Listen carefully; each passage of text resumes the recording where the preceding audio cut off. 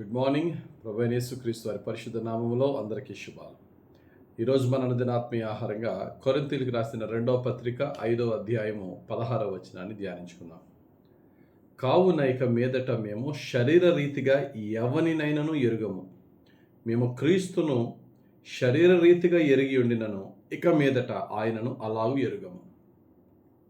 ఈ వచనాన్ని అర్థం చేసుకుని దాని భావాన్ని మన జీవితానికి అప్లై చేసుకుందాం. దేవునిలోకి రాకముందు శరీరపరమైన రిలేషన్స్ ఉన్నాయి.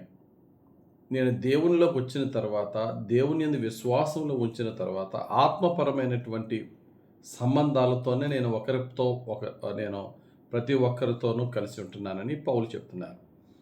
శరీరపరమైన సంబంధాలు ఏంటి, ఆత్మపరమైన సంబంధాలు ఏంటి? యేసు ప్రభు శరీరధారిగా ఉన్నప్పుడు ఆయన ఒక మనిషిగానే గుర్తించారు. ఆయన మరణించి పునరుద్ధానుడైన తర్వాతే ప్రజలందరూ కూడా ఆయన దేవునిగా గుర్తించారు. కనుక యేసు ప్రభు మరణ పునరుద్ధానం ముందు ఆయన ఒకలాంటి రిలేషన్ ఉంటే, ఆయన మరణ పునరుద్ధానం తర్వాత ఆయన్ని ఆత్మ సంబంధమైనటువంటి సంబంధంతో పౌలు గుర్తించి మాట్లాడుతున్నాడు. అలాగే ఎవడైనాను, ఏ వ్యక్తి అయినా క్రీస్తులో ఉండకముందు ఆ వ్యక్తితో నాకున్న రిలేషన్ ఏంటి, నేను ఆ వ్యక్తి క్రీస్తులోకి రాకముందు ఆ వ్యక్తితో నాకున్న సంబంధం ఏంటి అనే విషయాన్ని ఇక్కడ పౌలు వివరిస్తున్నాడు. దాన్ని ఒక ఎగ్జాంపుల్ చెప్తాను. యేసుక్రీస్తు ప్రభు సువార్త చేస్తున్నారు ఒక ఇంట్లో. ఆ ఇల్లు చాలామంది జనంతో నింపబడి ఉంది. ఈ లోపల యేసు ప్రభు వారి యొక్క తల్లి, యేసు ప్రభు వారి యొక్క సహోదరులు అక్కడికి వచ్చారు. బయట ఉన్నారు, లోపల ప్లేస్ లేక.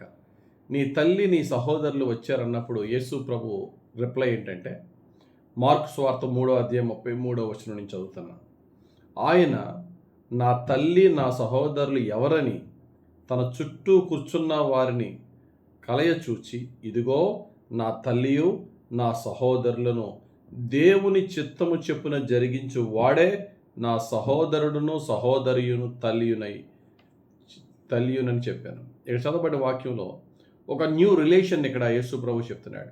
ఆయన బయోలాజికల్గా శరీరపరంగా యేసు ప్రభు తల్లి అయిన మరియ అక్కడ ఉన్నా, లేక ఆయన తర్వాత ఆ తల్లికి పుట్టిన వారు కొందరు సహోదరులు అక్కడ ఉన్నా, అసలు నా సహోదరులు ఎవరంటే ఆత్మ సంబంధమైన సహోదరుల గురించి, ఆత్మపరమైనటువంటి తల్లుల గురించి మాట్లాడుతున్నాడు.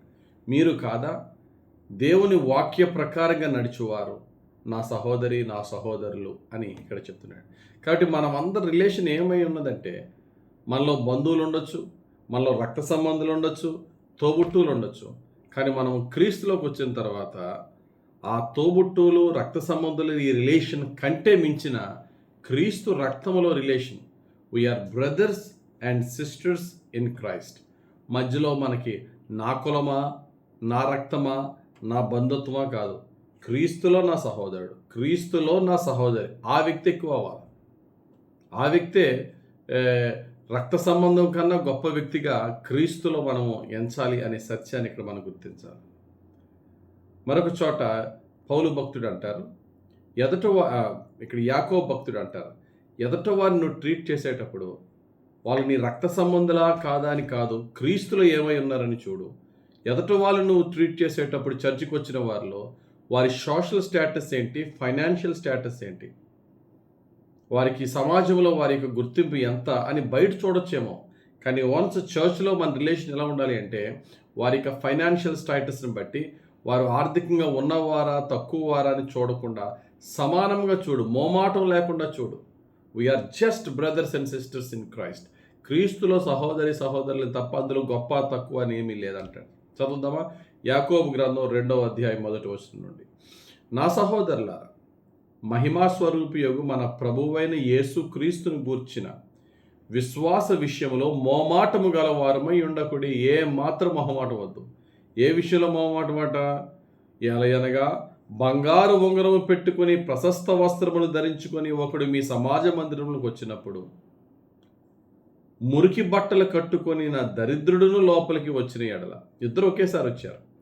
ఆ తర్వాత నువ్వు బంగారు ఉంగరాలు, ప్రశస్తమైన వస్త్రాలు ధరించుకున్న వ్యక్తిని నువ్వు చూసి, అయ్యా నీవు ఇక్కడికి వచ్చి కూర్చో అని చెప్పి ముందు ఒక మంచి స్థలంలో కూర్చోబెట్టి, కొంచెం పైకి పేదవారిగా కనబడుతున్న ప్రశస్త వస్త్రాలు ధరించుకోకుండా ఆ మురికి బట్టలతో వచ్చిన వారిని నువ్వెక్కడో మూల కూర్చో, లేక నా కాళ్ళ దగ్గర కూర్చో అని నువ్వు ట్రీట్ చేస్తూ ఉంటే, అది ఆ విధమైనటువంటి ట్రీట్మెంట్ నీలో ఉంటే, దేవుడు నీ యొక్క హృదయంలో లేనట్టు, అటువంటి సంఘంలో యేసు ప్రభు ఉండడు. ఆ విధంగా ట్రీట్ చేయొద్దు. ఆ వ్యక్తి ఎవరు? విశ్వాసి. ఎందులో విశ్వాసి? క్రీస్తులో విశ్వాసి. That's it. ఎవడైనను క్రీస్తునందున్న ఎడల వాడు నూతన సృష్టి అని కొరింథీయులకు రాసిన 2వ పత్రిక 5:17. అంటే నూతన సృష్టి అంటే అతడు మారతాడు, అతన్ని గుర్తించే మనము కూడా అతని గుర్తింపును మార్చాలి. Best example ఒనేసిము. ఫిలెమోను దగ్గర ఒనేసిము ఒక బానిస. అతడు తప్పు చేసి అరెస్ట్ చేయబడి జైల్లో పడిన తర్వాత, అదే జైల్లో క్రీస్తు ఖైదీ అయిన పౌలు ఒనేసిముని దేవుని బిడ్డగా మార్చిన తర్వాత, ఫిలెమోనుకి ఒక పత్రిక రాశాడు పౌలు భక్తుడు. ఫిలెమోను తెలుసు పౌలు భక్తునికి. ఆ ఫిలెమోను దేవుని నడిపించిన పౌలు. ఫిలెమోను దాసుడైనటువంటి ఒనేసిము, ఇదిగో నీ దాసుడు అని చెప్పకుండా, ఒకప్పుడు నీ దాసుడే, ఇప్పుడు అతని ఐడెంటిటీ మారిపోయింది. ఎందుకంటే ఆయన క్రీస్తులోనికి వచ్చాడు కనుక, he is no more a slave, he is now your brother అంటాడు. చూద్దామా? ఫిలెమోనుకి రాసిన పత్రిక 1వ అధ్యాయం, ఒకే ఒక అధ్యాయం ఉంటుంది అందులో, 15-16 వచనాలు. అతడిక మీదట దాసుడుగా ఉండక దాసుని కంటే ఎక్కువ వాడుగాను, ప్రియ సహోదరుడుగాను, విశేషముగా నాకును, శరీర విషయమును, ప్రభు విషయమును, మరి విశేషముగా నీకును ప్రియ సహోదరుడుగాను నీ యొద్ద ఎల్లప్పుడూ ఉండుటకై కాబోలు అతడు కొద్ది కాలము నిన్ను ఎడబాసి ఉండెను. ఇప్పుడు ఎవరండి? ఒకప్పుడు అతడు నీ దాసుడు, ఇప్పుడు వాక్యము ద్వారా క్రీస్తులో మరి తోటి విశ్వాసిగా మారిన తర్వాత అతడు నీ సహోదరుడు, నీకును నాకును ప్రియ సహోదరుడు. ఇదేం మారుతుందండి? గుర్తింపు మారుతుంది. So our relationship should be only in Christ.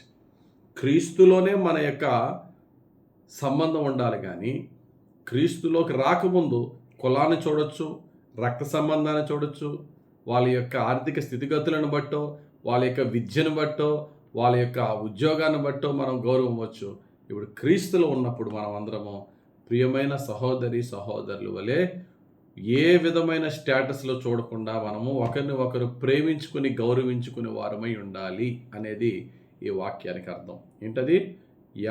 కావునిక మీదట మేము శరీర రీతిగా ఎవరినైనాను ఎరుగమో. శరీర రీతిగా ఎరగడం అంటే ఆయన యొక్క స్టేటస్ని బట్టి, ఆయన కులాన్ని బట్టి, ఆయన పొజిషన్ బట్టి. నో, క్రీస్తులోనే ఎరుగుదాము. క్రీస్తులో ఎవరైనా రాజు అవ్వచ్చు, మంత్రి అవ్వచ్చు, కూలడు అవ్వచ్చు. క్రీస్తులో ఆయన నా సహోదరుడు. ఈవిడ ఎవరన్నా అవ్వచ్చు, ఒకప్పుడు ఏదన్నా రిలేషన్ అవ్వండొచ్చు. ఆవిడ ఎవరండి ఇప్పుడంటే నా క్రీస్తులో నా చెల్లి, లేక నా అక్క, నా సహోదరి. అటువంటి భావంతో మనం భావాన్ని కలిగి ఉందాం. అటువంటి భావ ప్రకారంగా ఏమైతే వాక్యం మనకు నేర్పుతుందో ఆ వాక్య సత్యాన్ని, ఆ భావాన్ని అర్థం చేసుకున్న దాని ప్రకారంగా ఎదుటి వారితో రిలేషన్ కలిగి ఉందాం. దేవుని మహింపరుద్దాం, దేవుని ప్రేమను పొందుకుందాం. దేవుడట్టి సహోదర ప్రేమ క్రీస్తులో అందరితోనూ మనకు దయచేయను గాక. ఆమేన్. పరిశుద్ధుడా, ప్రేమ కలిగిన తండ్రి, ఆత్మ సంబంధమైన బంధుత్వం కలిగిన వారమే, క్రీస్తు రక్తములో ఏకపరచబడిన వారమే, ప్రతి విధమైనటువంటి అడ్డులు, ఆటంకాలు, బ్యారియర్స్ అన్నిటిని తీసివేసి, డిస్పారిటీస్ తీసివేసి, యేసయ్య నీ ప్రేమలో మేము బలపడి ఎదుటి వారిని నీ ప్రేమతో ప్రేమించి, నా సహోదరుడు యేసయ్యలో, యేసుక్రీస్తులో నా సహోదరుడు, నా సహోదరిని ప్రేమించి, క్షమించి, పరిశుద్ధంగా పవిత్రమైన బంధాలతో ఒకరిని ఒకరము ఆదరించుకుని దీవించుకునే పరిశుద్ధ జీవితాలు మాకు దయచేయమని యేసుక్రీస్తులో మమ్మల్ని మీకు అప్పగించుకుని ప్రార్థించి వేడుకొంచున్నాం తండ్రి. ఆమేన్. మన తండ్రి అయిన యెహోవా దేవుని ప్రేమ, రక్షకుడైన యేసుక్రీస్తు వారి కృప, ఆదరించి పరిశుద్ధాత్మ దేవుని అభిషేకం హెచ్చుగా మనపై దిగివచ్చి మనలందరినీ యేసుక్రీస్తులో ఆత్మ సంబంధమైన బంధుత్వంతో పరిశుద్ధాత్మను నడిపించి దీవించును గాక. ఆమేన్. God bless you. Have a very blessed day.